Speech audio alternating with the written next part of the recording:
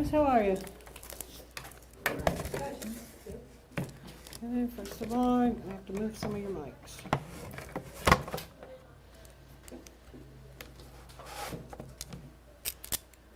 All right.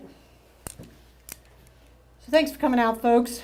I want to take a minute to give you guys an overview of the incident from the weekend.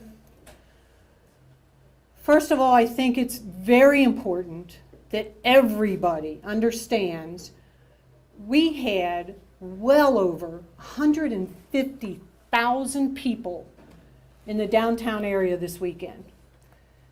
We had a major Big Three basketball tournament at the arena. We had a Reds game with large crowds, and we had the Cincinnati Music Festival. Wonderful, wonderful events for this city and all the people who attended it. Unfortunately, we had one incident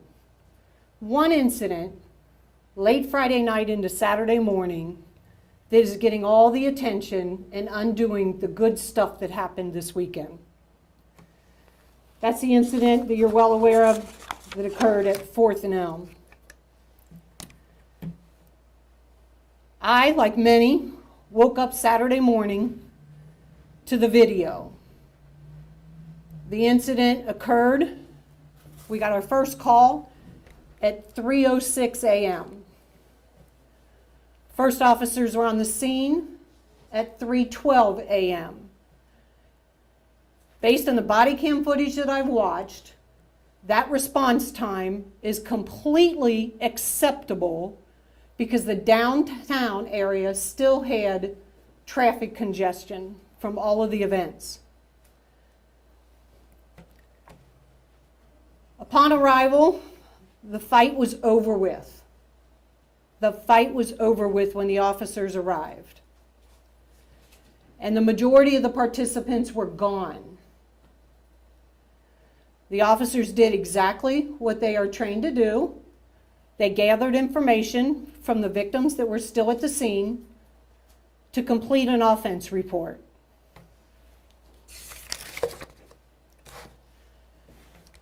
I will tell you, at this time, we have victims and suspects identified, and we have charged 5 people in this offense. I'm not going to release that information to you. I will say, if individuals were down there and participated in this event, it would be in their best interest to come turn themselves in at one of our police districts. We have 5 we have charged and anticipate more. Let me be clear. Anyone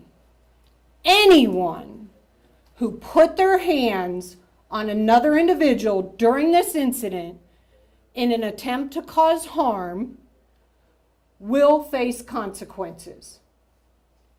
I don't care which side of the incident or the fight they were on. If they place their hands on somebody in an attempt to cause harm, that is unacceptable. This is still an open investigation, and all potential charges are being investigated for everyone involved. All investigative tools and techniques are on the table, including, were some of these individuals overserved at some local establishments? It is clear to us that alcohol played a significant part in this incident. I want to thank every citizen who has come forward and provided us with information. Some of those tips have led to the charges being signed. However, for us to have 100 or so people down there involved in and or watching this event, recording with their cell phones, and for us to get only 1 phone call of this incident is unacceptable in this city. 1 person did the right thing and called 911. Another point I want to make about this, you have heard me for over a year now talk about holding our juveniles in this city accountable for their behavior and trying to hold their parents accountable for knowing how their kids are behaving. What should we expect from our youth if this is the kind of adult behavior that is setting an example for them? That is unacceptable by the adults in our community. Unacceptable. Another topic I want to cover real quick. Social media and journalism and the role it plays in this incident. And yes, guys, that's you. That is you. Social media, the post that we've seen, does not depict the entire incident. That is one version of what occurred. At times, social media and mainstream media and their commentaries are a misrepresentation of the circumstances surrounding any given event. What that does, that causes us some difficulties in thoroughly investigating the activity and enforcing the law. Because what happens, that social media post and your coverage of it distorts the content of what actually happened. And it makes our job more difficult. My absolute gratitude for the investigators who came in on Saturday as soon as this video was posted and rolled their sleeves up and got to work. They have done an amazing amount of work in a short period of time. I want to look to the men and women. If you can see me or hear me now, I want to say thank you to the men and women of CPD. You made this weekend, outside of this one incident, an amazing success for this city. It is because of your hard work that we are able to have such large-scale events here in Cincinnati. And we will continue to do that because of the work that the police do all of the time for this city. To the men and women, if nobody else has told you today, thank you. Thank you for stepping up no matter what is being said about our city, our leadership, our department. I say thank you to every man and woman, civilian and sworn, on this department. Your work does not go unnoticed. Thank you. Chief, did anyone go to the hospital? If so, how many people went to the hospital and what are their conditions? I don't know if they went to the hospital after. I know that when the officers who arrived on the scene, based on the body cam footage that I have watched, that all of the victims were still on the scene. And they appeared to be as well as could possibly be expected. Chief, we've talked with a lot of people. Some are angry that this incident happened. Others, frankly, are scared to go downtown given the picture that this paints for the area. What message do you have for those folks?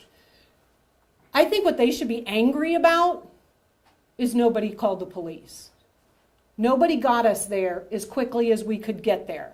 They waited until they saw it on social media. Now everybody's concerned about what's going on. Hold on, you asked a question, let me answer. That is unacceptable, to not call the police when you view this. Traffic was horrendous. People saw this, they were fighting in front of traffic. Why didn't somebody call us? As to the part of your question about people not wanting to go downtown, I will still take my family downtown. I will patronize restaurants downtown. I will go to events downtown. What people need to realize, what adults need to realize, you need to be mindful of your alcohol consumption. A lot of times when we, the police, get involved in incidents like this, it's because of alcohol. So I will go downtown, I will patronize, I will encourage my family members to go downtown and patronize. What I won't do is tell them to overconsume alcohol, and I would not encourage them to be downtown when all the bars are letting out at 3 o'clock in the morning. And on the note of social media, it has been several days since this incident happened. There's frankly been an information void left in that period. Why are we addressing this now and not earlier? An information void by us? Well, frankly, by the city. No, because we were letting the investigators do their job. There are certain things that we intentionally do not want to say publicly until they can get a good foothold on the investigation. To say something too soon is absolutely irresponsible, and I do not want to be a part of that irresponsibility. You talked about this suspect. Go ahead, right here. Thank you. 2 questions. Where were the nearest officers? In the central business section, they were working. They were both in vehicles, and like I said, they had to maneuver through the traffic. Right, second question is, you had said social media, news media distorted the content of what actually happened. What exactly was distorted? I understand that there was multiple views of the video, but exactly what led up to this? I mean, what was distorted? Yeah, so I think by the irresponsibility with social media is it just shows one side of the equation quite frequently without context, without factual context. And then people run with that. And then it grows legs and it becomes something bigger that we then have to try to manage as part of the investigation. So hold on, you had yours. Go ahead. Yeah, I know you asked suspects to turn themselves in. Have your investigators been able to talk to any of the suspects involved in this case yet? We're still working on trying to locate some of the individuals who we have filed charges on. That's all I'm going to say on that. We have work to do right there. One more. Was the roving task force out that night? And just a quick other question, what are the charges that are actually filed against these people? Yeah, so I'm not going to divulge the charges. Those are sealed right now. The street crime task force was out till approximately 2 a.m. and this incident occurred at 3 a.m. All right. Thanks, Thank guys. you. Could you answer just one more thing about these? Nope.